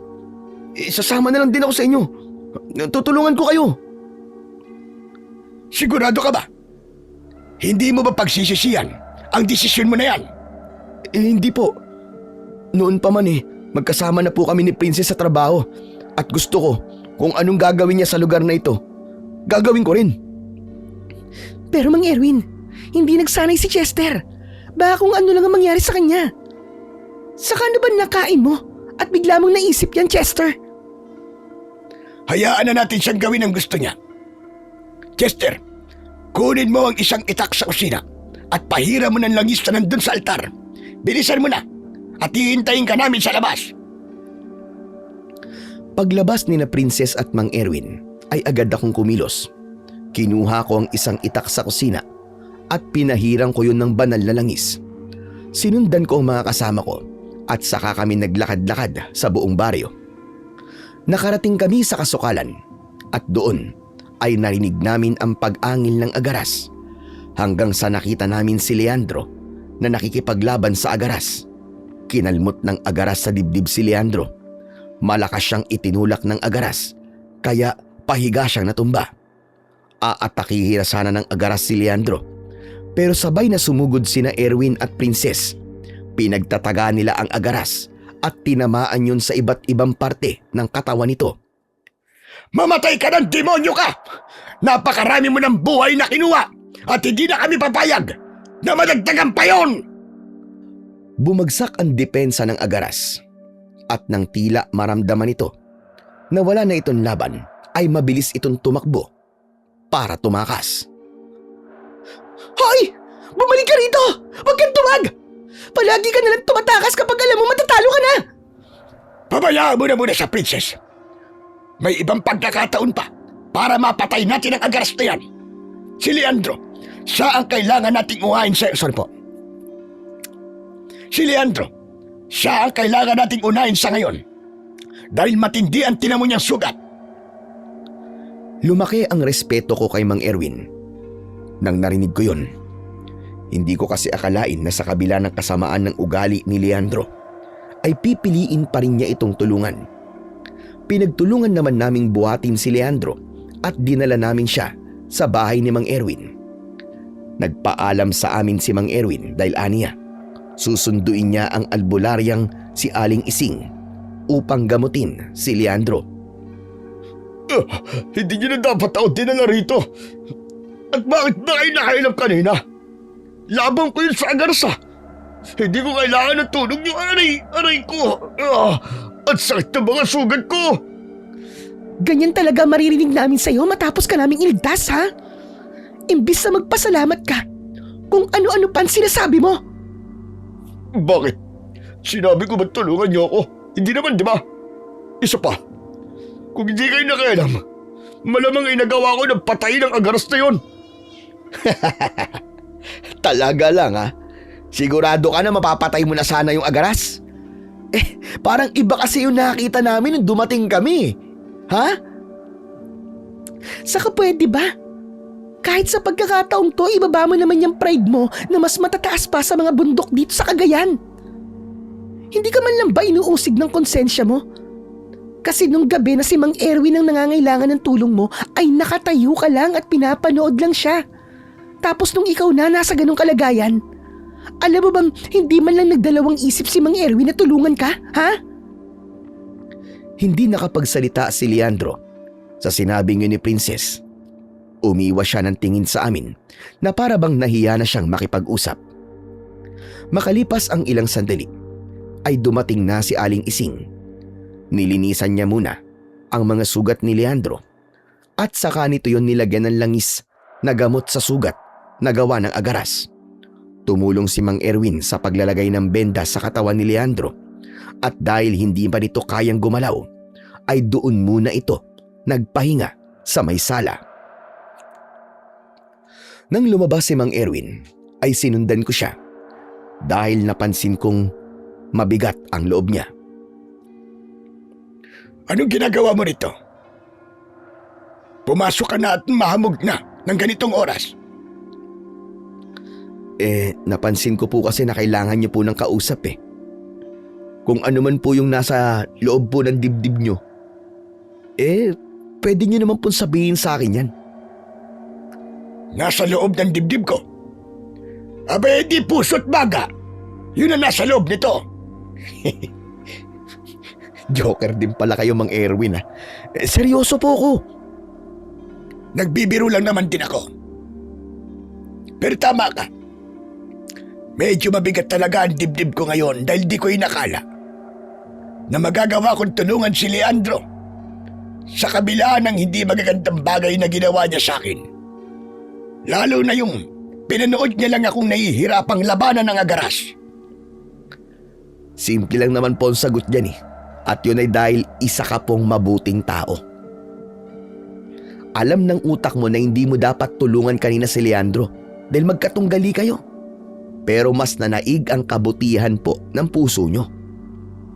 Sa totoo lang, napakaraming hindi magandang bagay ang ginawa sa akin ng Leandro na yan.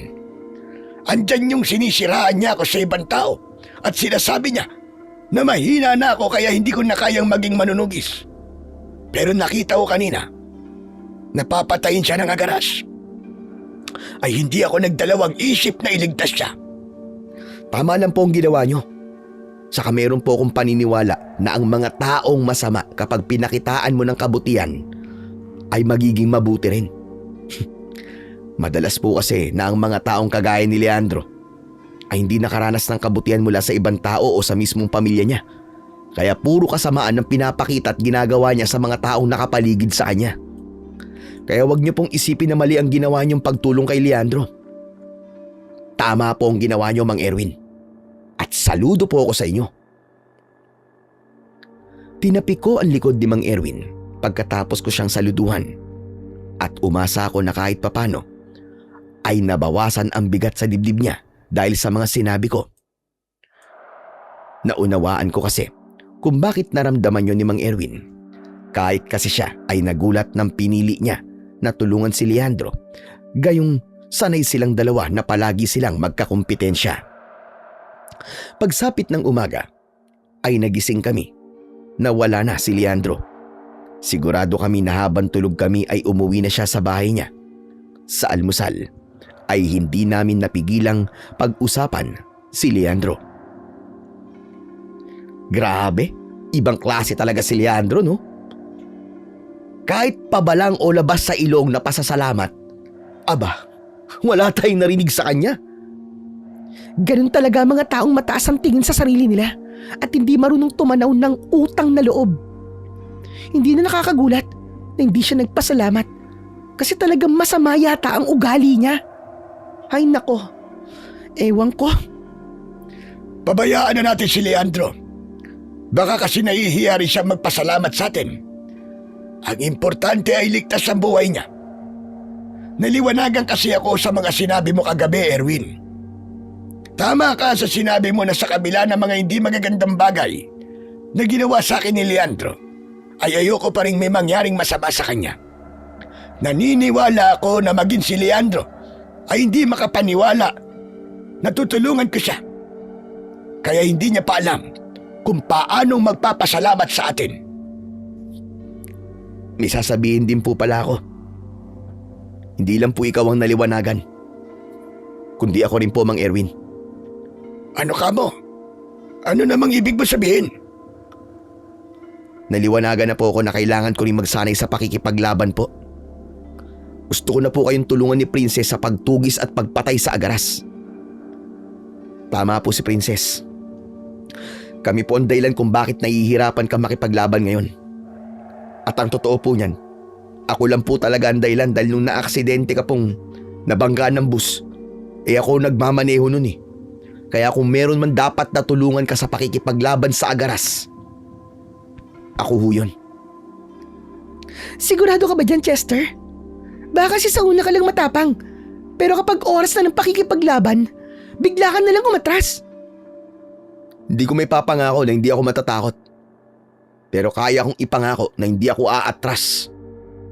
At gagawin ko ang lahat na makakaya ko para makatulong sa pagpatay sa agaras na yun. Masaya ko na marinig yan mula sa'yo, Chester. Napakalaking bagay para sa akin na alam kong hindi na ako mag-isa sa laban na ito sa agaras. At mas nakatutuwa na kahit dahil lang kayo rito sa aming lugar, ay handa kayong tulungan kami sa aming problema. Ngunit gusto kong alisin nyo sa puso nyo ang pagsisisi sa inyong mga sarili kung bakit hindi ako nakakalaban ngayon na maayos. Isipin na lang natin na hindi aksidente ang pagtatagpo nating tatlo. Nakatadhana itong mangyari. Dahil baka ito pa nga ang paraan ng Panginoong Diyos upang ituro sa atin ang paraan upang mapatay na ng tuluyan ng agaras. Baka nakaguhit na talaga sa mga palad natin na tayong tatlo ang magwawakas ng kadilimang nakabalot dito sa aming lugar. Yan nga din po ang sinabi ko kay Chester noong nakaraang araw. Naniniwala po kasi ako na lahat ng nangyayari sa buhay natin ay hindi aksidente. Lahat merong dahilan. Sa una, maguguluhan at magtatanong talaga tayo kung bakit nangyari ang isang bagay. Pero darating ang panahon na malalaman natin ang kasagutan sa mga tanong natin. Pagkatapos naming mag-almusal, ay nagpahinga kami ng saglit at saka kami nagsanay sa paggamit ng itak. Magaling magturo si Mang Erwin. Malinaw ang instruction niya at hindi umiinit ang ulo niya sa tuwing hindi namin kagad nakukuha ang kanyang tinuturo. Makalipas ang halos 2 oras ay pinagpahinga na kami ni Mang Erwin. Aniya ay may mga kailangan kasi siyang gawin at mamayang hapon na namin itutuloy ang pagsasanay. Nagpahinga kami ni Princess sa harapan ng bahay. Magkatabi kaming nakaupo sa mahabang upuan na nasa ilalim ng puno. Ay, grabe!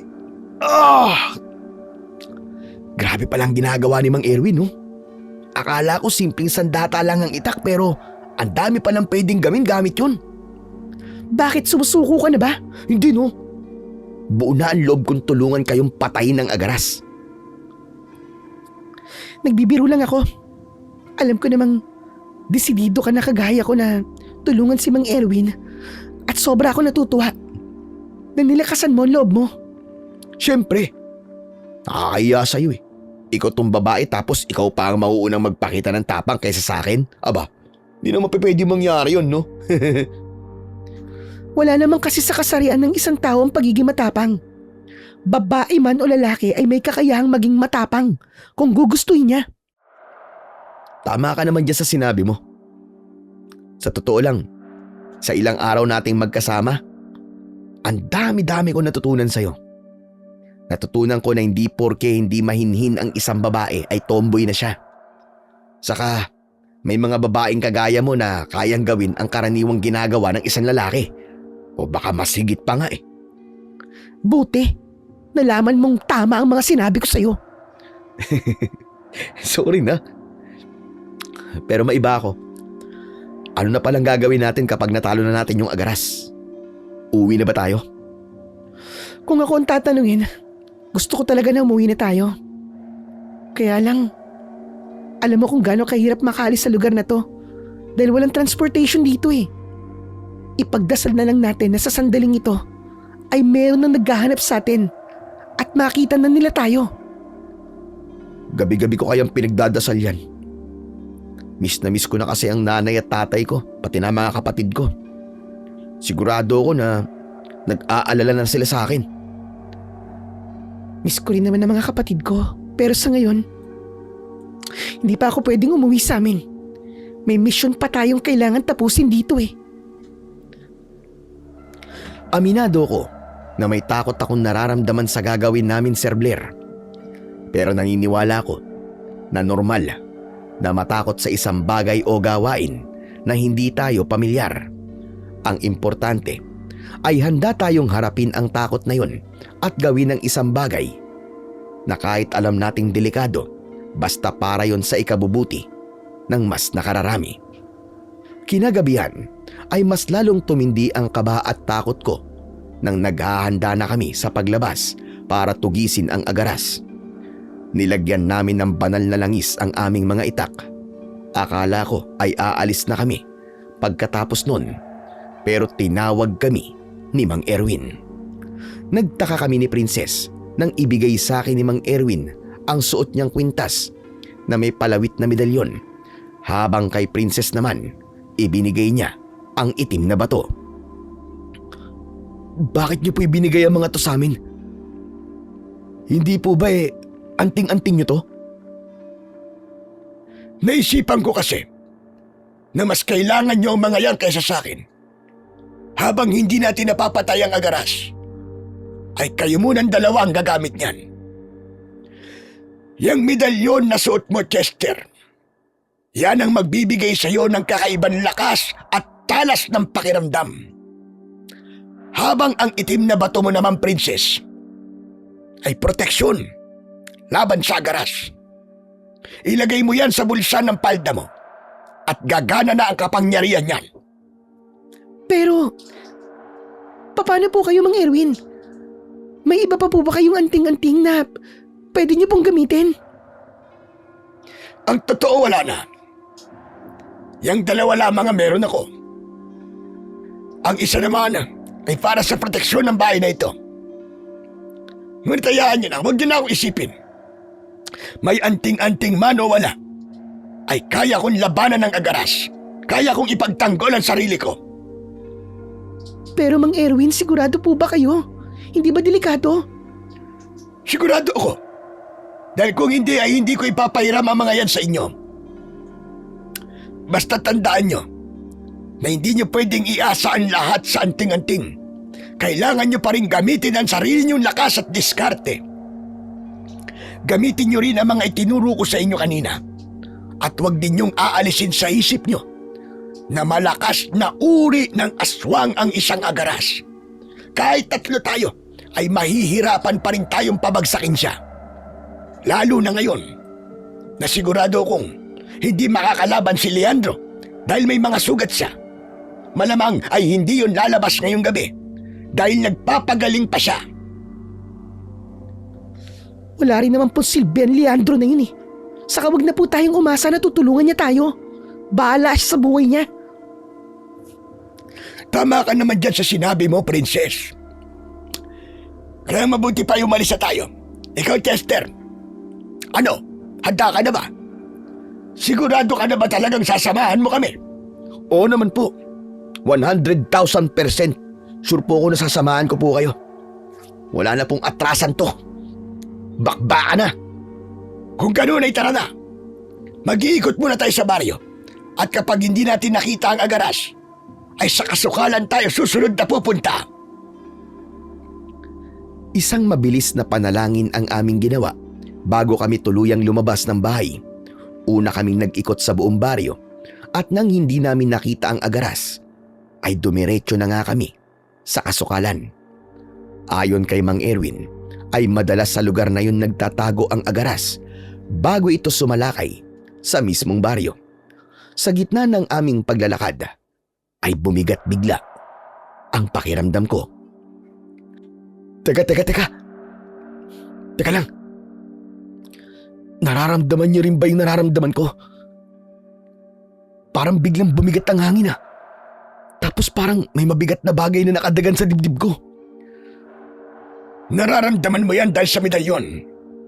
Isa yung babala na may malapit na aswang sa kinaroroonan natin. At sigurado ko na ang agarasyon. Hala, humanda kayo. Dahil nasa paligid lamang natin siya. Nagtalikuran kaming tatlo upang makita namin ang aming paligid. Pakiramdam ko, may isang napakabigat na enerhiyang papalapit sa amin. At hindi nga nagkamali si Mang Erwin dahil mula sa madilim na bahagi ng kasukalan ay lumabas ang agaras. Para siyang isang gutom na hayop dahil walang tigil ang pag-agos ng malapot niyang laway na may kahalupang dugo. Mabuti naman at ikaw na ang kusang nagpakita sa amin. Humanda ka dahil 3 kaming makakalaban mo. Baka naman kapag matatalo ka na ay tumakbo ka na naman. Pwede bang lumaban ka ng patas? Maduming makipaglaban ng mga aswang. Talagang tumataka sila kapag alam nila na matatalo na sila. Eddie, dapat hindi na natin siya hayaang makatakas. Galit na sumigaw ang agaras bago yun sumugod sa amin. Naghiwa-hiwalay naman kaming 3. Pinaikutan namin ng agaras at sabay-sabay namin siyang inatake. Nagawang hawakan ng agaras ang mga kamay ni Mang Erwin at Princess habang ako ay nasa likod ng agaras at tinaga siya sa likod ng paulit-ulit. Binitiwan ng agaras si Mang Erwin. Nang humarap sa akin ng agaras ay binuhat niya ako at ibinalibag niya ako na parang isang basura. Hindi naging maganda ang pagbagsak ko sa lupa at naramdaman ko ang matinding sakit sa likod ko. Pilit pa rin akong tumayo at nang oras na yun ay pinagtutulungan na ni Mang Erwin at Princess ang agaras. Hindi pwede. Hindi ako pwedeng mawala sa eksena. Kailangan ko silang tulungan. Nakitulong na rin ako sa pakikipaglaban sa agaras. Ramdam ko ang lakas na binibigay sa akin ng anting-anting. Bawat pag-atake na pinakawalan ko ay puno ng puwersa at talagang bumabaon ng gusto ang talim ng itak sa balat ng aming kalaban. Tinabig ng agaras si Princess at halos lumipad siya ng ilang metro. Tumakbo naman ako para tulungan si Princess. Ses, okay ka lang ba? Tumudugo ang bibig mo. Ang pilayan yata ang isa kong paa. Ang sakit. Pero sige na, tulungan mo na si Mang Erwin. Balikan mo siya, bilisan mo. Agad akong tumalima at tumakbo ko para tulungan si Mang Erwin. Pero natigilan ako nang kinalmot ng agaras si Mang Erwin sa dibdib niya. Nawalan ng balanse ang matandang lalaki at napahiga sa lupa. Mang Erwin! Tumakas na kayo! Itakas mo na si Princess! Siguro nga hanggang dito na lamang ang buhay ko. Pero masaya ko na kahit na sa huling hininga ko ay ipinaglaban ko pa rin ang baryong ito. Sobrang lapit ng agaras kay Mang Erwin at sigurado ko na kahit tumakbo ko ng napakabilis ay hindi ko pa rin siya kayang iligtas. Ganun pa man ay sinubukan ko pa rin ang lahat ng makakaya ko. Nang itaas ng agaras ang kamay niyang may matutulis na kuko para tapusin si Mang Erwin, ay tumakbo ako ng mabilis.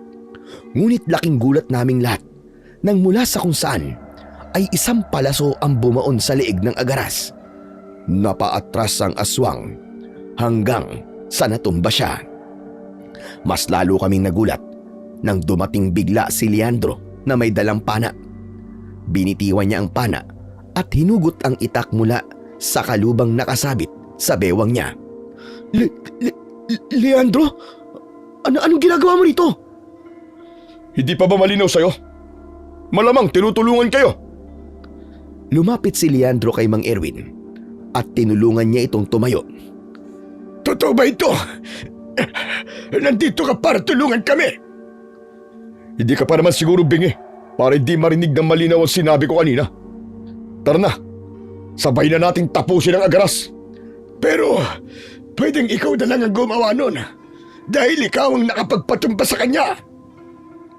Mas gusto kong tayong dalawang tumapos sa kanya. Noon pa man ay tayo na ang gabi-gabing tumutugi sa kanya. Kaya naisip ko na hindi lang ikaw o hindi lang ako ang dapat pumatay sa agaras, kundi tayong dalawa. Naluwa si Mang Erwin habang nakatingin kay Leandro. Nang tumango si Mang Erwin, ay sabay nilang nilapitan ang nakahandusay na katawan ng agaras.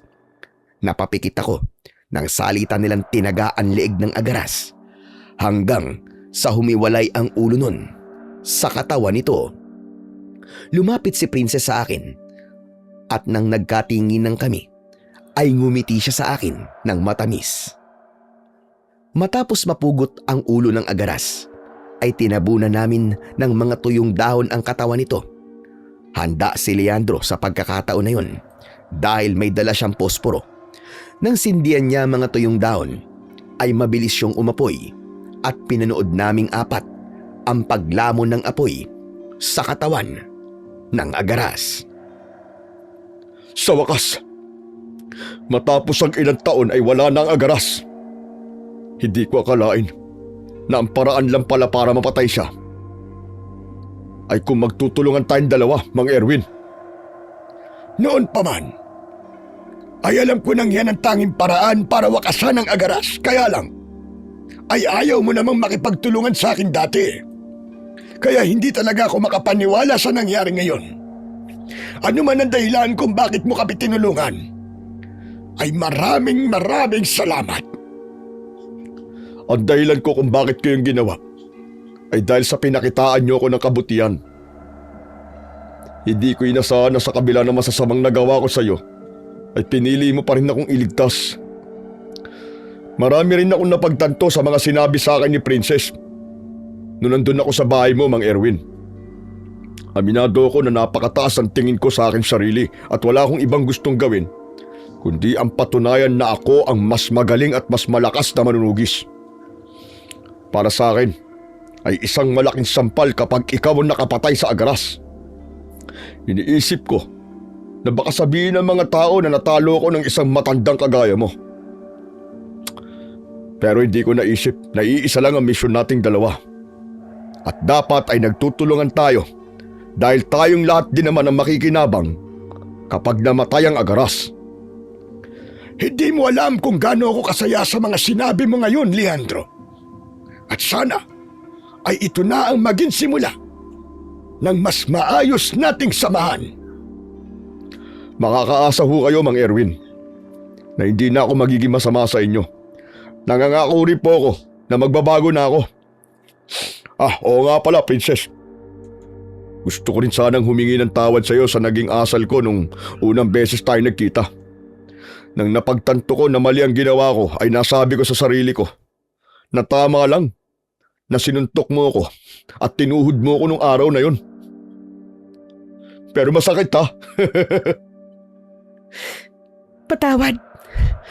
Pero pinapatawad na rin kita dahil nararamdaman kong bukal sa puso mo ang mga sinasabi mo.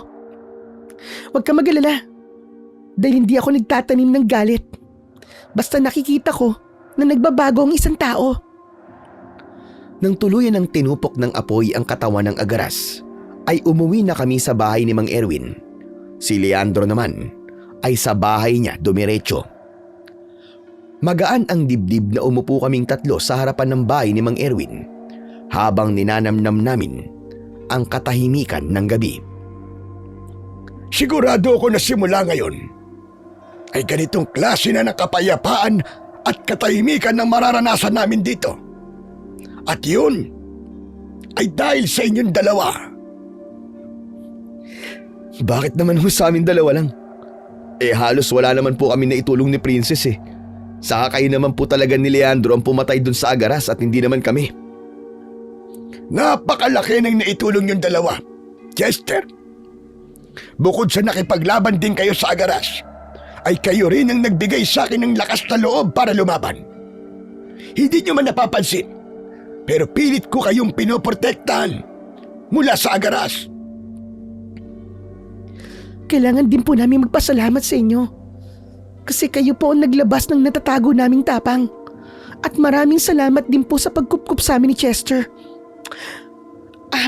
Oo nga pala, Mang Erwin. Ibabalik na po namin ang anting-anting nyo. Ito na rin po ang medalyon nyo, Mang Erwin. Maraming salamat. Oo nga pala, ano na ang plano niyong dalawa ngayon? Yun nga ho. Gusto na po namin bumalik sa pamilya namin kasi alam naming nag-aalala na po sila sa amin eh. Yun nga lang, wala naman po sasakyan dito na mag-aatid sa amin pa uwi. Kaya umaasa na lang kami na merong mga taong naghahanap sa amin at makikita nila kami rito. Total wala na ang agaras. Ay pwede na tayong maglakad papunta sa kalsada. Kahit abutin tayo ng gabi ay wala ng problema dahil wala ng aswang ang pwedeng umatake sa atin. Pumayag kami ni Princess sa sinabi niya ni Mang Erwin. Kaya naman kinabukasan ay sinamahan niya kami sa paglalakad papunta sa kalsada kung saan kami naaksidente. Tinaak namin ng isang napakalawak na kagubatan at sa aming paglalakad ay may mga tao kaming nakita. Laking tuwa namin dahil sila pala ang naghahanap sa amin. Ngunit ang kasiyahan namin ni Princess ay napalitan ng lungkot nang mapagtanto namin na kailangan na naming iwan si Mang Erwin. Mang Erwin, kailangan na po naming umalis ni Chester. Mamimiss po kita at pangako, hindi ka po namin makakalimutan. Kayo rin. Habang buhay na kayong nasa aking alaala. Basta, kapag may pagkakataon, dadalawin ka po namin dito. Mang Erwin, mag-iingat ka po palagi ah. At maraming salamat po sa lahat-lahat. Naniniwala ako na hindi pa ito ang huli nating pagkikita. At mag-iingat kayong mag-asawa. Excuse me po. Hindi po kami mag-asawa ni Chester. Magkaibigan lang po kami. Ano ka mo? Abay ganun ba? Ang buong akala ko talaga'y mag-asawa kayo. Jesus Mariosep, mali pala ako. Sa ngayon po, hindi pa po. Pero, di ba, malay natin. Baka pagkalipas po ng ilang taon magkatotoo na po ang maling akala nyo, Mang Erwin. Hoy, lalaki! Kilabutan ka nga sa mga sinasabi mo. Hindi kita type, no? Huwag ka nagsasalita ng tapos, Princess. Baka kainin mo yung sinasabi mo. Naku, bahala ka na nga sa buhay mo. Mang Erwin, aalis na po kami. Paalam na po. Maraming salamat po sa lahat. Nang dahil sa naging huling usapan namin, ay naging magaan kahit papano ang pag-alis namin ni Princess. Masaya ko na umalis kami sa lugar na yon, na alam naming ligtas na ang lahat ng tao roon. At hiling ko na maging habang buhay na ang kapayapaang yon. Natuloy ako sa pagtatrabaho sa Taiwan matapos ang lahat ng nangyari. Hindi naputol ang komunikasyon namin ni Princess dahil uso na noon ang mga cellphone. Kahit malayo ko ay niligawan ko pa rin si Princess at makalipas lamang ang ilang taon ay umuwi na ako sa Pilipinas para ligawan siya ng personal. Nang sagutin ako ni Princess ay hindi na ako nagpatumpik-tumpik pa na agad siyang yayain na magpakasal. Masaya naman niyang tinanggap ang alok ko at inimbitahan namin si Mang Erwin sa kasal dahil gusto naming maging saksi siya sa espesyal na araw na yon. Sa kasalukuyan po ay masaya na po kaming nagsasama ni Princess bilang mag-asawa at meron na kaming 3 anak. At kapag binabalikan ko ang lahat ng nangyari, ay palagi kong naiisip na may mga pangyayari talaga sa buhay natin na sa umpisa ay kikwestiyonin natin ang Panginoong Diyos at tatanungin siya kung bakit kailangan niyong mangyari. Pero natutunan kong hindi lahat ng sagot ay agad nating mauunawaan. At dahil doon ay natuto na akong magtiwala sa kung ano ang plano ng Diyos para sa atin. Maraming salamat po sa walang sawa niyo pong pagsuporta at pagsubaybay sa akin pong munting channel na The Voice Addict. At bago po matapos ang video na to, sana po ay mag-subscribe po kayo at pindutin ng like at notification bell para palagi po kayong updated sa aking mga bagong kwento at mag-iwan na rin po kayo ng comment. Muli, maraming salamat po at pagpalain po tayong lahat ng ating Panginoong may kapal na siyang pinakamakapangyarihan sa lahat. Hanggang sa muli po, mga idol.